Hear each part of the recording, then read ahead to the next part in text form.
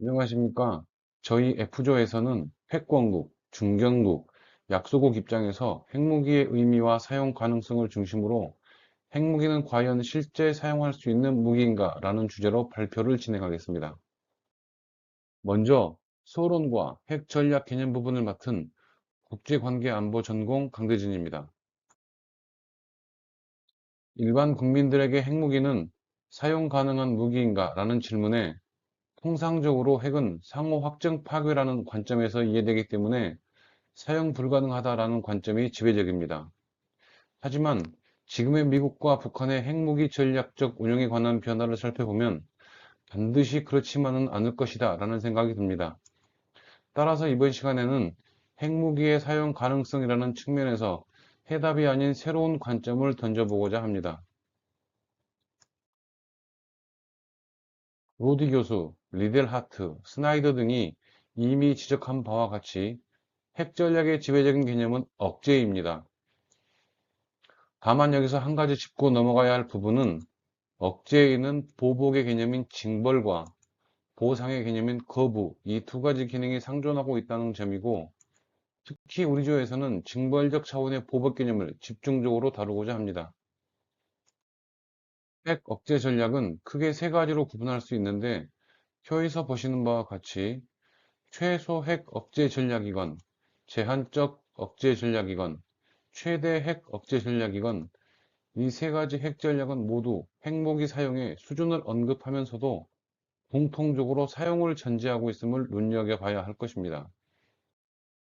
두 번째, 핵 전략 관련 주요 이론을 살펴보면 냉전 시기에는 수직적 핵 확산 및 상호 확증 파괴 전략이 채택된 시기로 당시 미국은 핵을 독점하고 우위를 점하고 있었고 1948년 트루먼 대통령은 핵무기 등 모든 수단의 사용과 1961년 소련권 전체에 대한 대량 보복 전략 수단으로 핵을 사용할 수 있음을 공식화하였습니다. 또한 키신저는 미국이 핵 독점 국가의 지위를 누리던 당시를 미국의 핵전략 부재로 인하여 중국 공산당이 승리하고 소련이 핵무장을 하게 되었다고 지적하면서 미국의 핵 독점과 군사적 우위라는 이점을 정치적으로 활용하지 못했던 시기로 평가하였습니다. 또한 레이건 행정부는 전략방위 구상을 통하여 정밀 유도 무기, 스텔스 전투기 등의 전략화를 통해 소련에 대한 미국의 상대적 군사력 우위를 유지하였습니다. 냉전 시기의 핵 전략이 수직적 핵 확산과 상호 확증 파괴 전략이었다면 소련이 붕괴된 냉전 이후는 기존의 핵 보유국이 아닌 새로운 국가로 핵이 이전되어 핵 보유국 수가 늘어나는 수평적 핵 확산과 억제 전략입니다. 냉전 종식은 중국의 부상과 지역 핵무장 국가들의 등장, 불량 국가와 진화된 테러리즘 등 새로운 위협의 등장을 초래하였고, 이에 클린턴 행정부는 1994년 핵태세 검토 보고서에서 핵무기의 역할에 대해 전략 핵무기를 사용하여 억제할 것임을 분명히 하였습니다. 이어 부시 행정부는 2002년 핵태세 검토 보고서에서 북한의 남한 공격, 아랍과 이스라엘 분쟁, 중국과 대만 분쟁 시 핵무기를 사용할 수 있다고 밝힌 바 있습니다. 또한 오바마 행정부는 2013년 NPR에서 잠재적 적국이 핵무기를 사용하는 상황에 대한 대응과 억제 실패 시 핵무기를 사용하여 적국을 격퇴할 것을 천명하였고, 트럼프 2기 행정부는 골든돔 구상을 통해 미국의 완벽한 미사일 방어 체계 구축과 과거에 불가능하게 여겨졌던 핵 전략의 사용 가능성에 대해 천명하였습니다. 다음으로 북한의 대남 핵 전략 측면에서 북한은 2012년 개정헌법에서 핵 보유국임을 명시하였고, 이어 2013년 자위적 핵 보유국의 지위를 더욱 공고히 할 때에 대하여 라는 논평에서 핵을 이용한 보복 타격을 천명하였습니다. 급기야 2022년 핵 무력 정책법을 발표하면서 핵 선제 공격 가능성을 대외적으로 천명한 것은 시사하는 바가 매우 크다 하겠습니다. 아울러 핵무기 5대 사용 조건을 명문화하였는데 이는 북한 지도부 타격 및 핵 지휘 통제 체제 파괴로 핵 지휘가 불가능할 경우에 자동적인 핵무기 사용, 즉시 핵 사용 명령 집행 등을 규정한 것은 북한 핵이 더 이상 사용 불가능한 무기가 아님을 천명하고 있습니다. 또한 2023년 연말 전원회의에서 핵무기를 포함한 모든 군사력 총동원, 핵교리 완성 직후에 시행한 핵공격 실전훈련 등은 한반도에서 핵무장을 고도화한 현상 변경 시도로 보는 것이 적절하다 하겠습니다. 이러한 북한의 핵전략 변화를 종합적으로 분석해보면 첫째, 핵무력정책법에 기초한 핵을 사용한 선제 공격 의도. 둘째, 언제든지 핵무기를 대한민국에 사용할 수 있다는 메시지.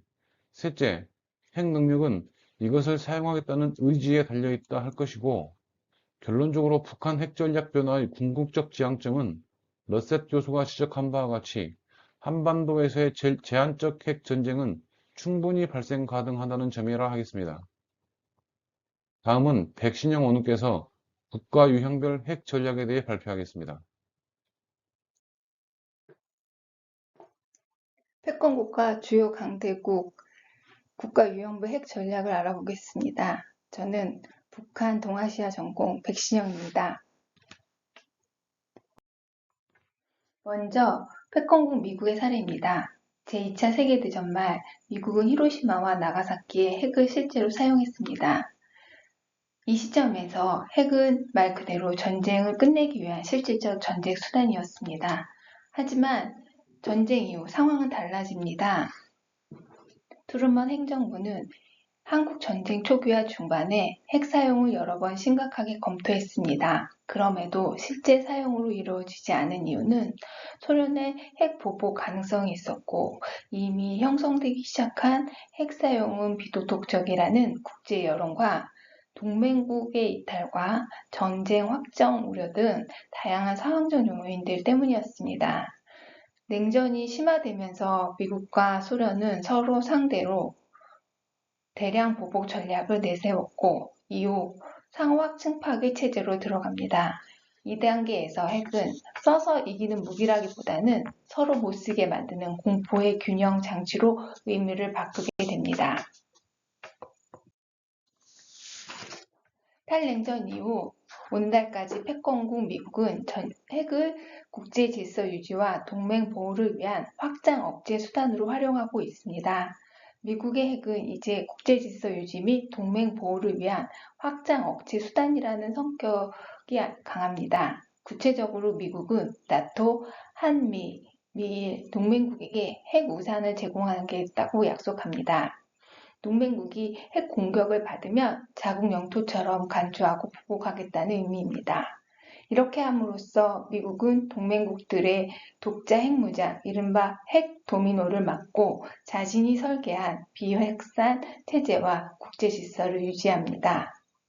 트루먼 시기와 비교하면 오늘날에도 미국은 유사시 핵 사용 옵션을 계산하지만 실제 사용 의도는 국제규범, 동맹구조, 그리고 미국 내 정치에 의해 매우 높게 관리되고 있다는 점에서 여전히 상대적 수단, 상황적 수단으로 남아있다고 정리할 수 있겠습니다. 다음은 중국입니다. 중국은 1964년 첫 핵실험에 성공하면서 미국과 소련 사이에서 체제 생존과 자존심을 지키기 위한 수단으로 핵을 선택했습니다. 초기 중국 핵 전략의 핵심은 을 정리하면 최소 억제라고 할 수 있습니다. 미국이나 소련이 함부로 핵 공격을 할 수 없게 만들 정도의 소규모 전략만 유지하는 방식입니다. 또한 중국은 핵 전제 불사용 원칙을 공식적으로 선언했습니다. 이 시기 중국에게 핵은 대량 사용을 전제로 한 전쟁 수단이보다는 우리를 건드리면 최소한 같이 죽는다는 상징적, 정치적 억제 수단에 가까웠습니다. 정리하면 초기 중국의 핵은 미국과 소련 사이에서 체제 생존을 보장하고 신생사회주의 대국의 위상을 상징하는 최소 필수 수단이었다고 볼 수 있습니다. 그런데 시간이 지나면서 중국은 안보 환경과 미국의 전략이 변화합니다. 미국은 미사일 방어 체계와 정밀 타격 능력을 발전시켜 소규모 핵 전력을 가진 국가와 보복 능력을 약화시킬 수 있는 환경을 만들었습니다. 또 미국과 중국 전략 경쟁이 심화되면서 대만, 동중국해, 남중국해 등에서 갈등이 높아졌습니다. 이 과정에서 중국은 더 이상 최소 억제만으로 충분하지 않다고 판단하고 억제 제한 개념에 가까운 방향으로 핵 전력을 현대화합니다. 핵탄두 숫자를 증가할 뿐만 아니라 다탄두, ICBM, 이동식 발사대, SLBM 등으로 2차 타격 능력과 생존성을 강화합니다. 그 결과 중국의 핵은 이제 단순한 생존 장치가 아니라 미국의 개념을 개입을 어렵게 만들고 대만 해양 분쟁에서 더 공세적인 행동을 가능하게 하는 강대국 지위 확보의 핵심 수단이 됩니다. 그래서 중국의 경우 핵은 전략적 균형 유지 및 강대국 지위 확보를 위한 보증 수단으로 기능한다고 정리할 수 있겠습니다. 마지막으로 러시아입니다. 전쟁 시기 소련에게 핵은 미국과의 전략적 균형, 이른바 핵 패러티를 위한 필수였습니다. 양측이 모두 서로 수십 번 파괴할 수 있는 전력을 갖추면서 상호 확증 파괴 체제가 형성되었습니다. 이때 핵은 미국의 군사적 압박과 직접 계획을 맞는 전면전 억제 수단이었습니다. 그러나 냉전이 끝난 뒤 러시아는 경제력과 재래식 전력에서 미국과 나토에 크게 뒤지게 됩니다. 이런 상황에서 러시아는 상대적으로 핵 전력에 더 의존하는 전략을 택합니다. 군사 교류에서도 재래식 전쟁에서 크게 밀릴 경우 전술핵 사용 가능성을 열어두고 있고, 최근 우크라이나 사태 등에서 핵 위협 발언과 전술핵 배치 언급을 통해 핵을 노골적인 압박 공갈 수단으로 활용하고 있습니다. 결국 러시아에게 핵은 미국 나토와의 전략적 균형 유지 그리고 국가 정권 생존을 보증하는 마지막 생명줄 역할을 하고 있다고 볼 수 있습니다. 패권국가 주요 강대국에 이어 중견국가 약소국에 대해서 발표를 맡은 국제안보 전공 손승환입니다. 앞서 원우님께서 발표한 바와 같이 핵무기는 모든 국가에게 동일한 의미를 갖지 않습니다. 영국과 프랑스 같은 중견국에게 핵은 독자적 억제력과 자율성의 수단인 반면 북한과 이스라엘 같은 약소국에게 핵은 생존과 최후 보장의 수단입니다. 따라서 핵무기의 사용 가능성을 이해하려면 먼저 국가 유형별 전략 차이를 살펴봐야 합니다. 준경국의 핵전력은 초강대국의 핵전력과 다릅니다. 이들은 대규모 핵전쟁 수행 능력보다는 상대가 함부로 공격하지 못하도록 하는 최소 수준의 억제력을 유지합니다. 따라서 중견국의 핵무기는 실제 사용을 위한 전장 무기라기보다 신뢰 가능한 보복 능력을 보여주는 정치적 억제 수단에 가깝습니다. 먼저 영국은 핵무기를 독자 안보의 완전한 중심축으로 삼기보다는 나토 체제를 보완하는 수단으로 활용합니다. 즉, 미국의 확장 억제 아래에 있으면서도 자국 차원의 최소 보복 능력을 유지함으로써 전략적 불확실성을 줄이고 억제의 신뢰성을 높이는 것입니다. 다음으로 프랑스의 핵무기는 단순한 군사 수단이 아닌 국가 자율성의 상징입니다. 프랑스는 핵을 통해 국가의 핵심 이익은 스스로 지킨다는 메시지를 지속적으로 국제사회에 전달해 왔습니다. 따라서 프랑스의 핵은 실제 전장 사용보다 독자적 결단 능력과 자율성을 과시하는 정치적 의미가 강합니다. 한편 약소국에게 핵무기는 선택이 아니라 생존의 수단에 가깝습니다. 재래식 전력에서 열세일수록 핵은 상대의 개입 비용을 극단적으로 높이는 비대칭 자산이 됩니다. 따라서 약소국의 핵전략은 중견국보다 훨씬 더 체제의 생존과 직접 연결되어 있습니다. 대표적으로 북한은 핵무기를 체제 생존의 핵심 수단으로 인식하고 있습니다. 특히 핵 사용 가능성을 제도적으로 열어두고 이를 반복적으로 과시함으로써 미국과 한국의 개입을 억제하려 합니다. 따라서 북한 핵전략의 핵심은 실제 사용보다도 상대가 그 가능성을 심각하게 받아들이도록 만드는 데 있습니다. 반면 이스라엘은 북한과 달리 핵을 적극적으로 과시하지 않고 모호성을 유지하는 방식으로 억제력을 확보하고 있습니다. 다른 국가에게 있을 수도 있다는 불확실성을 유지함으로써 이것이 곧 억제 효과를 달성하고 있는 것입니다. 결국 내 국가의 사례를 비교해보면 핵무기는 실제 전장에서 사용하기 위한 무기라기보다 상대에게 감당할 수 없는 비용을 상기시키는 정치적 억제 수단이라는 점이 더 분명하게 드러납니다. 또한 서두에서 발표한 바와 같이 핵무기는 모든 국가에게 같은 의미를 갖지 않습니다. 중견국에게 핵은 자율성과 독자적 억제력의 수단이고 약소국에게 핵은 생존을 보장하기 위한 최후의 안전장치입니다. 따라서 핵무기의 사용 가능성은 단순히 군사력의 문제가 아닌 각 국가가 처한 안보 환경과 전략적 지위 속에서 이해되어야 합니다. 이어서 한신영 원우님께서 F조의 결론을 발표하겠습니다. 안녕하세요. 결론 부분의 발표를 맡은 공공정책 전공 한신영입니다. 이제 발표를 마무리하면서 저희 조가 내린 핵심 결론을 말씀드리고 정책 제언과 함께 마무리하도록 하겠습니다. 이제 발표를 마무리하면서 저희 조의 핵심 결론을 말씀드리겠습니다.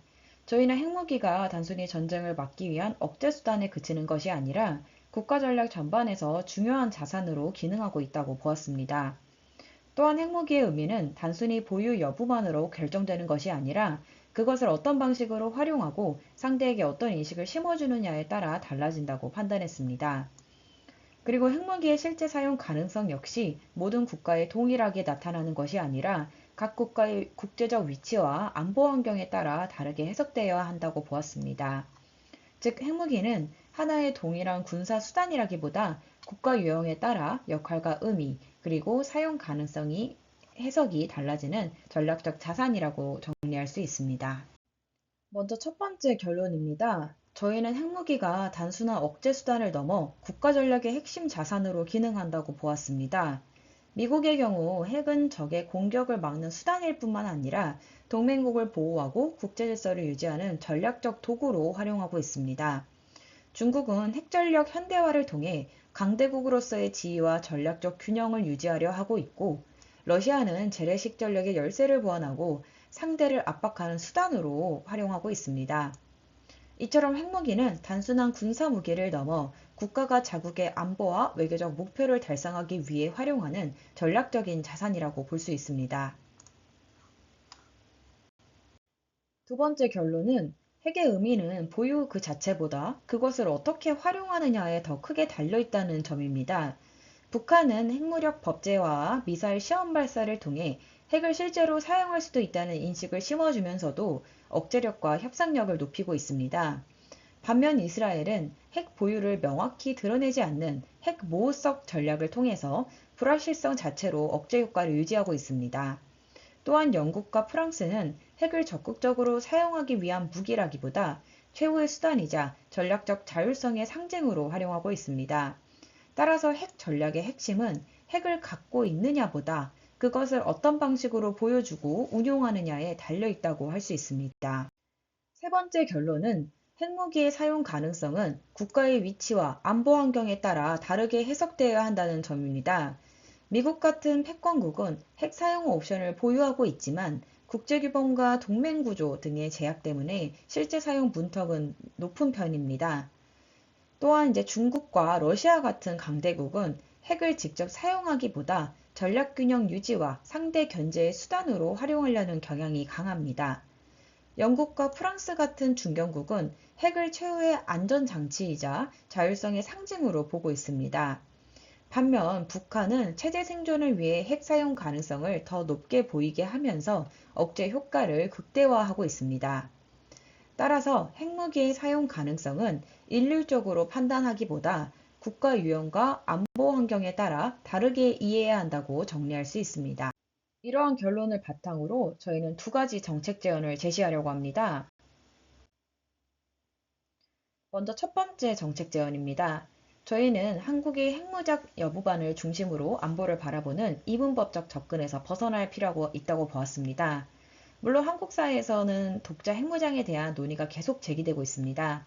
하지만 지금 우리에게 더 중요한 것은 핵을 실제로 보유하느냐의 문제보다 이미 존재하는 핵 위협을 얼마나 효과적으로 억제하고 방어하고 관리할 수 있느냐의 문제라고 생각합니다. 프랑스의 사례를 보면 나토 회원국이면서도 핵 전략에서는 일정 수준의 독자성을 유지하고 있습니다. 이것은 꼭 한국이 핵을 새로 가져야 한다는 뜻이라기보다는 동맹의 기반을 두더라도 자국의 대응 능력과 전략적 판단을 함께 강화해야 한다는 점을 시사합니다. 특히 북한은 핵무력 법제화와 선제 사용 가능성을 통해 핵 사용 의지를 지속적으로 드러내고 있습니다. 따라서 한국은 이에 대응하기 위해 단순히 원칙적인 입장을 말하는 데 그칠 것이 아니라 상황별 대응 체계를 더 정교하게 마련할 필요가 있습니다. 두 번째 정책 제안은 국가 유형별 핵 전략을 반영한 맞춤형 안보 정책이 필요하다는 점입니다. 모든 핵보유국이 핵을 같은 목적과 방식으로 활용하는 것은 아닙니다. 미국은 확장 억제와 동맹 질서 유지를 위해 핵을 활용하고 중국은 전략 균형과 강대국 지위 확보를 위해서 핵 전력을 강화하고 있습니다. 러시아는 핵을 보다 노골적인 압박 수단으로 활용하는 경향이 있고요. 북한은 체제 생존을 위한 핵심 수단으로 활용하고 있습니다. 따라서 한국의 안보 정책도 대상 국가별로 다르게 설계될 필요가 있습니다. 미국에 대해서는 한미동맹과 확장 억제의 신뢰성을 어떻게 높일 것인지가 중요할 것입니다. 중국과 러시아에 대해서는 영내 전략 균형과 핵 위협의 정치적 활용 가능성을 고려한 관리 전략이 필요합니다. 그리고 북한에 대해서는 체제 생존형 핵 전략과 제한적 핵 사용 가능성까지 염두에 둔 보다 현실적인 대비가 필요합니다. 즉 한국은 핵보유국들을 하나의 동일한 범주로 보지 말고 각 국가가 핵을 어떤 목적과 논리 아래 활용하는지를 구분해서 대응해야 합니다. 저희는 이것이 보다 현실적이고 효과적인 안보 정책의 방향이라고 생각합니다. 저희는 이번 발표를 통해 핵무기가 단순한 억제 수단이 아니라 국가별 전략 속에서 서로 다르게 활용되는 전략적 자산이라는 점을 확인할 수 있었습니다. 따라서 핵무기의 사용 가능성은 단순히 핵을 보유했는지 여부만으로 판단할 수 없고 각 국가의 위치와 안보 환경, 그리고 전략적 목적에 따라 다르게 이해해야 한다고 보았습니다. 이런 점에서 한국 안보 정책도 핵을 가진 것인가 라는 논쟁에만 머물러서는 안 된다고 생각합니다. 오히려 더 중요한 것은 이미 존재하는 핵 위협에 대해 어떻게 억제하고 방어하고 관리할 것인가에 대한 실질적인 대응 역량을 강화하는 것이 무엇보다 중요하다고 생각했습니다. 결국 한국 안보 정책의 초점은 핵보유 논쟁 그 자체보다 핵위험 대응 역량을 높이는 데 맞춰줘야 할 것입니다. 이상으로 저희의 발표를 마무리하겠습니다. 경청해 주셔서 감사합니다.